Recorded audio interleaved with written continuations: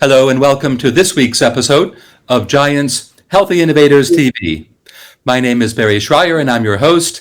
We'd like to thank everybody from around the world who dial into these weekly episodes. We are sponsored by GIANT Health, which is an acronym. GIANT stands for Global Innovation and New Technology. GIANT is a global community of nearly 300,000 people. And the strapline is that GIANT serves everybody whose business is healthcare, technology, and innovation. What we love to do is we love to look at some of the most important themes in healthcare and some of the biggest themes in society. And we like to invite some of the world's leading entrepreneurs and innovators to come join us to talk about what they're doing, what's happening in the world of technology innovation, and what's happening in the world of healthcare innovation to address some of these big challenges in society. We would also like to thank our other sponsors, our knowledge partner, McKinsey & Co.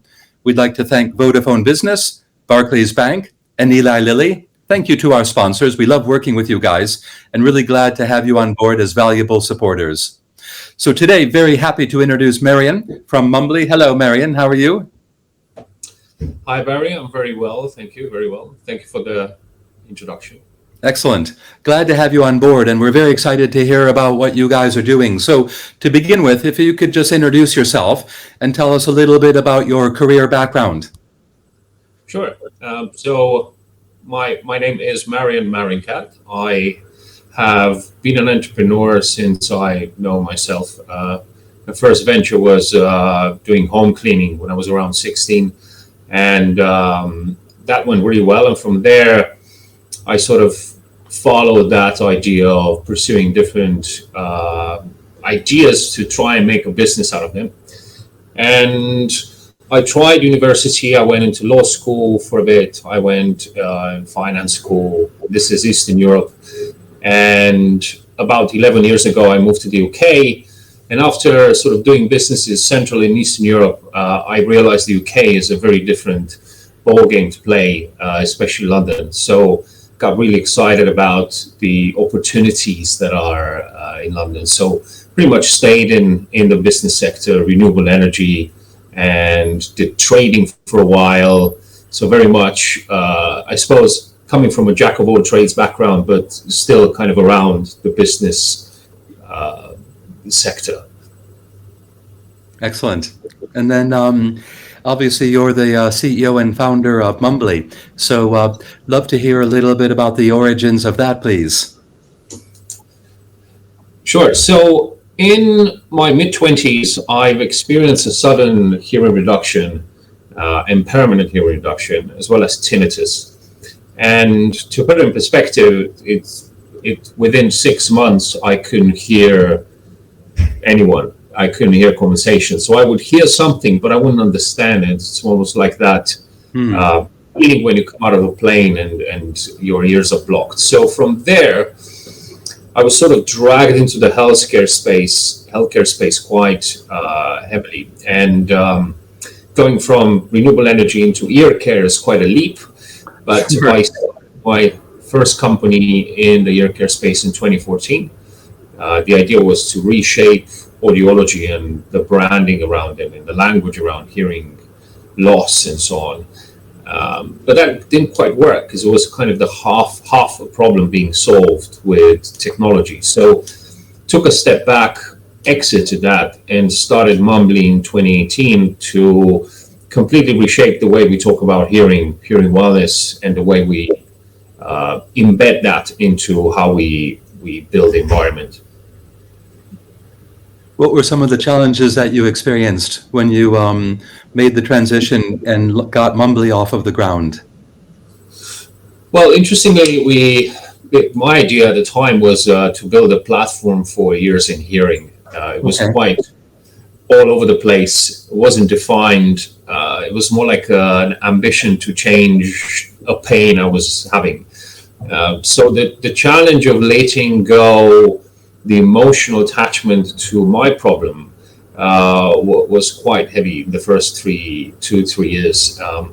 But I suppose as we moved into being a smart hearing wellness platform addressing recreational noise pollution, we so I had to let go of that attachment to a solution to kind of being in love with the problem that we're trying to solve.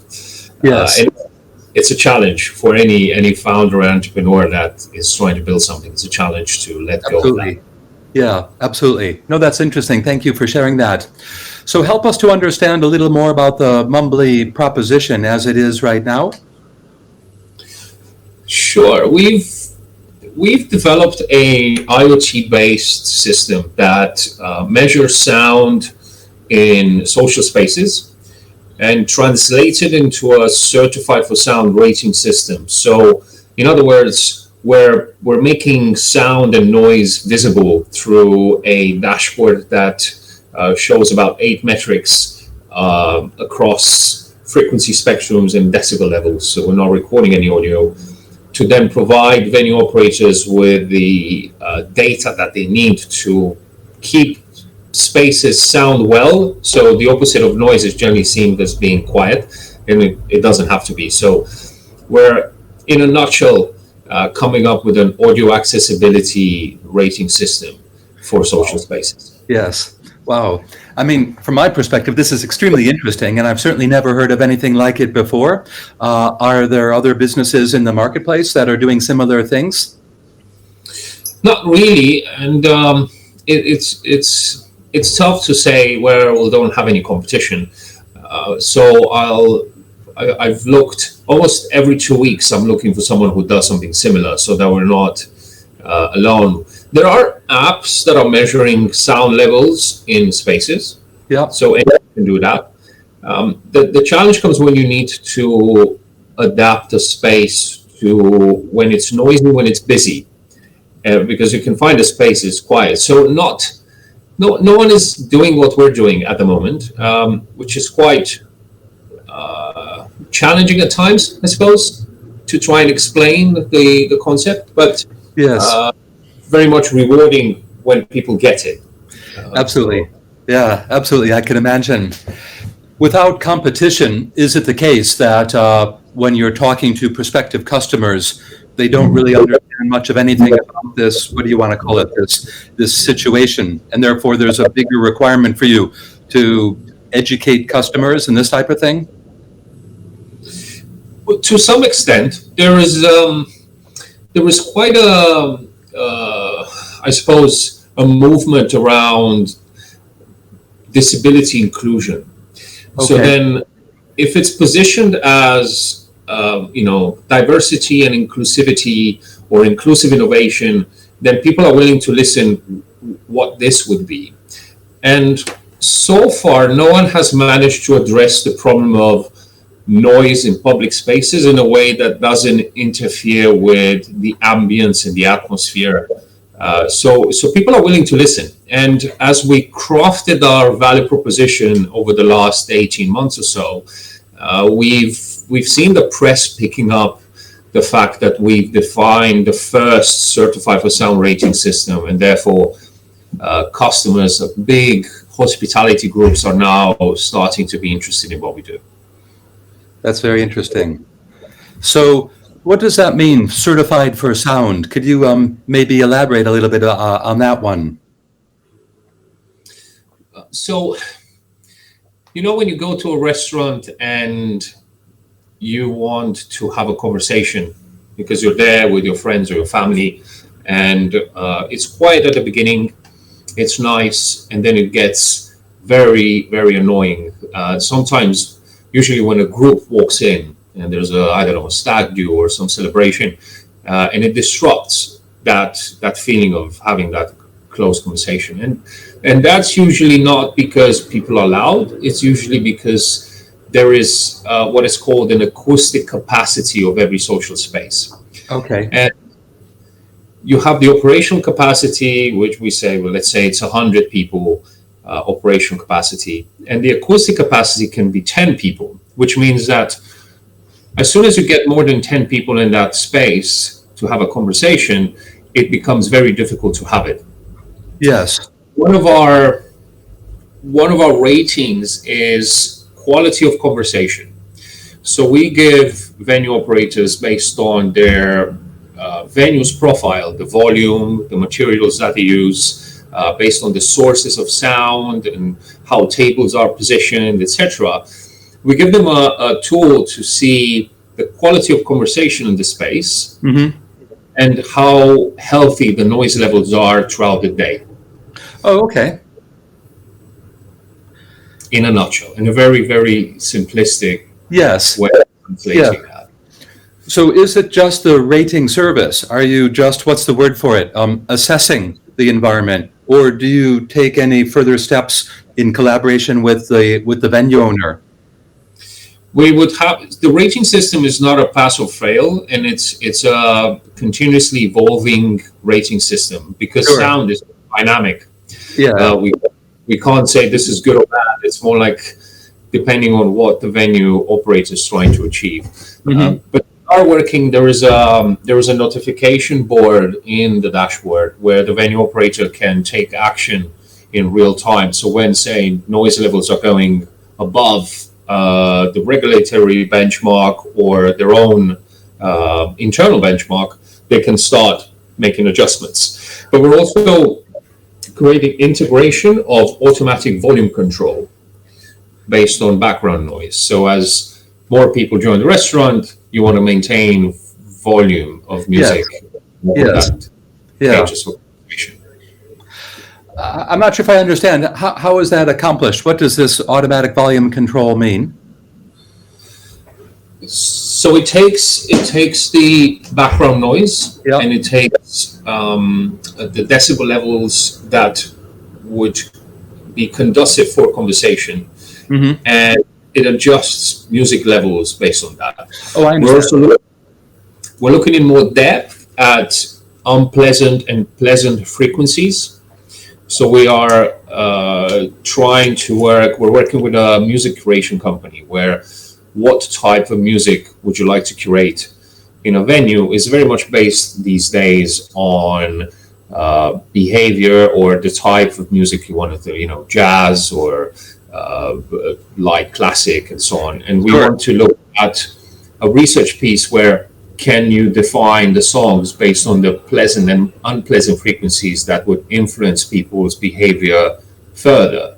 And because there's a thin line then between how much you want to influence someone's behavior and where do you want to keep that sort of freedom of choice. So exactly. Trying to be quite transparent with those policies and work with consumers and see what they want and how they want to find this. Hold for 1 minute.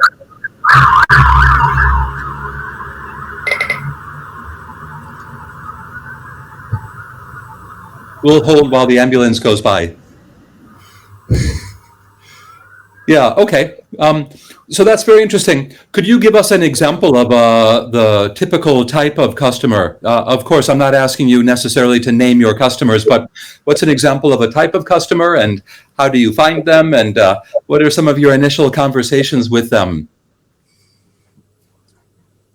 Well, the pilot that we rolled out, which we call the first Hearing Wellness District, is actually in the Queen Elizabeth Olympic Park. Oh, okay. So we work with the Olympic Park senior team to roll out the technology in some of the venues that are based in the park.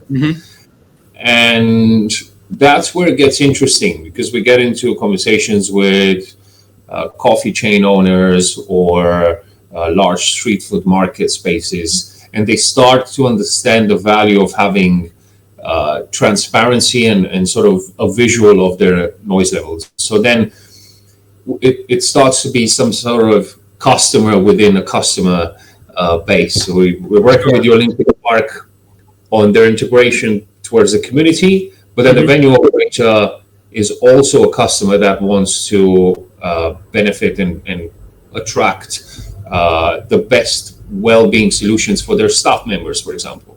Yes. Yeah. So we discovered that probably at the moment the smaller venue operators are not necessarily our target audience. But the larger employer groups, the larger hospitality groups are more up our street. What are that's extremely interesting. What are some of the drivers? What are the reasons why a customer finds what you're doing of interest or relevant for their business? Are they business matter? Are they business issues, or are they broader social issues? Well, there are a number of elements influencing their decision making. The most recent one, and that is linked to compliance, is a global standard that the World Health Organization has launched in March. Oh, cool. That forces entertainment venues to have noise monitoring systems and acoustic monitoring systems in their venues to maintain safe listening environments. Yes. So that is the compliant element. The other element is staff retention. So a lot of people in bars have reported that they have tinnitus, and there are actually quite a few places that have claimed quite a lot of money from their employers for losing their hearing over noisy environments. Wow, I haven't heard of that before. Yes, it's quite an interesting one. And then more and more recently, actually about 85% of the population has left the restaurant because of background noise. It's one of the biggest causes why people don't even come back to a restaurant, is noise. Because it's just too noisy. Yeah. Sorry? People leave a restaurant because it's just too noisy. Yeah, exactly. Yeah. And so they're kind of the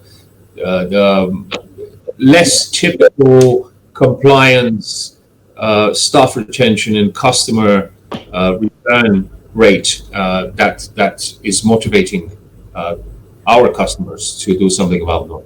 Sure. No, that's very interesting. I wasn't aware of that. And can you help us to understand, please, a little more about your business from the business model perspective? Are you essentially a consulting service, or are you offering advisory training, or what type of things does your business offer? So the consultancy and advisory element are embedded in the way the dashboard is designed. So we are, I suppose we are a hardware-enabled SaaS company. Okay. So yeah, we have a subscription model, and we are not selling the hardware. It's more like enabling us to collect the data and provide a value to the venue operator. So, but as soon as the venue operator has access to the data, so after a few weeks after installation, we are already suggesting light touch changes and optimization solutions for their acoustic issues, or we're even suggesting how they can improve their audio accessibility position from not just a noise point of view, but also different other communication points of view. yes. So that's where this blend, where we have in-house hearing psychologists, acoustic engineers, we have wireless technologists, so we can suggest, I suppose, advisory elements across different spectrums. That's very, very interesting. What's the size of the company now, and where do you see the business going over the next few years? So we are now a team of about 12 people. We are a mix of full-time, part-time. Some people are working as contractors. It's quite a different way of working these days, as everyone knows. I can imagine. We are very fortunate to have developed most of our solution during a time when remote working was just the only way to work. So that helped. So over the next 2 years, we're looking at some more Innovate UK grants, and we're looking at growing to probably a team of about 30. Nice. But from a business rollout point of view, we want to hit 1,000 certified to sound venues by the end of next year. So we have quite high ambitions, but we are now coming out of the R&D phase and going to this commercial phase, which everyone is very excited about. Absolutely. Yeah.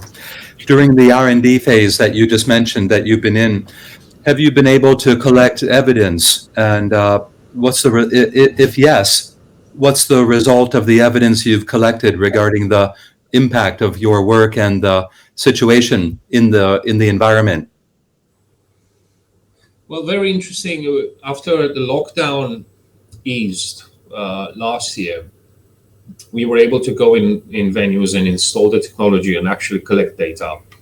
So at the end of last year, we finalized with the first pilot, which included 10 venues with continuous sound monitoring.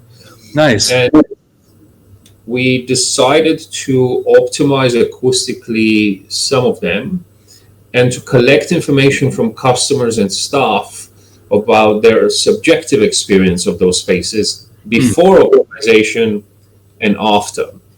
So it's quite an interesting mix of experiences. So some people obviously enjoyed the buzz and the live music on a Saturday evening, but then you would see that on a Wednesday afternoon when they go out with their family in the same place, they wouldn't necessarily enjoy the music or the noise. So it's kind of see that mix. And what was reported from some of the venue operators was that they noticed longer dwelling time for customers. So people would spend more time, and they noticed before they had peak times, but after an hour, people just leave the venue because it was too noisy. So quite some interesting data there. And looking at the case studies, we were able to, on the back of that, sort of reiterate the platform and some of the features that we prioritized in the next phase of development. Yes, yeah. That evidence, I can imagine, would have quite a valuable impact on your future marketing and promotion. Do you feel like there's any issue in terms of a conflict between visitors to a venue and people that work in the venue? Sometimes I have heard that the reason you have music in venues is for the entertainment of the staff, not to serve any interest of the customers. And is that just like a urban myth, or is there perhaps some substance behind that? It's not an urban myth. It's actually true. You see some of the staff members, they obviously think that they can read the crowd, as they say.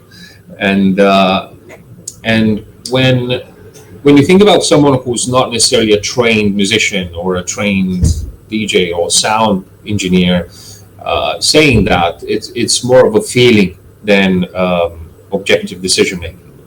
So we started developing a hearing personality app. So you can build your hearing personality profile, and we want to create this crowd-based decision making in a social space of what type of music and how loud that music should be playing.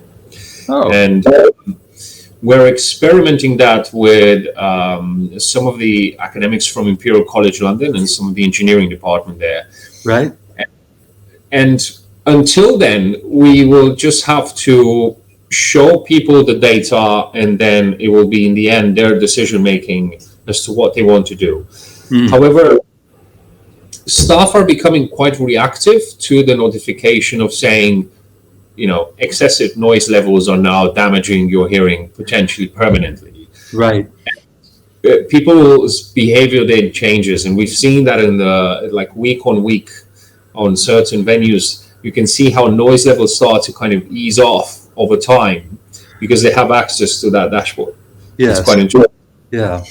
That's interesting. I guess that's a basic principle of management, isn't it? If you can't measure it, you can't act on it. And I guess historically, if sound and acoustic issues have not been measured, if they're not part of how businesses are looking at their own activity and the services they're delivering, then they're never going to consider that, are they? So that dashboard is really, really interesting, and what a great insight. Yeah, absolutely.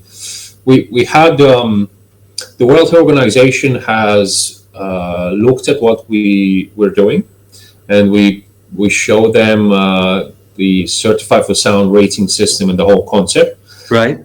And they would like, once we reach a few hundred venues, they would like to start doing a research piece with us. Okay. And the main reason for that was the behavioral change element. Mm-hmm. It was kind of show that we are bringing a long-term change in the way people react to the data. So that will this remain a what do you want to call it, a consideration for individual venues, and that's all, or is there a bigger picture? Could this turn into something above and beyond just what is considered, what is looked at, what is addressed inside each individual venue, one venue at a time?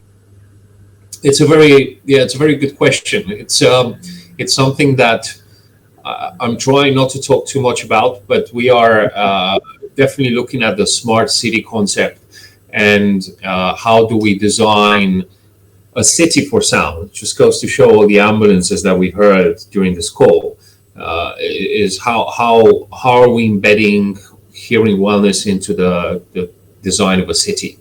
Right. So the first conversation we had with TfL was last year around November, where they are very interested in bringing this element of audio accessibility into design of public transport, bus stops, or even the tube. If you've traveled with the tube in London, you would know it could get quite noisy. So whilst now we're looking at individual venues and we're collecting data from them, we want to make sure that we influence the way we build further, but the way we build forward thinking in mind rather than retrospectively kind of try and redesign the spaces for sound to look at embedding that design in new properties and so on.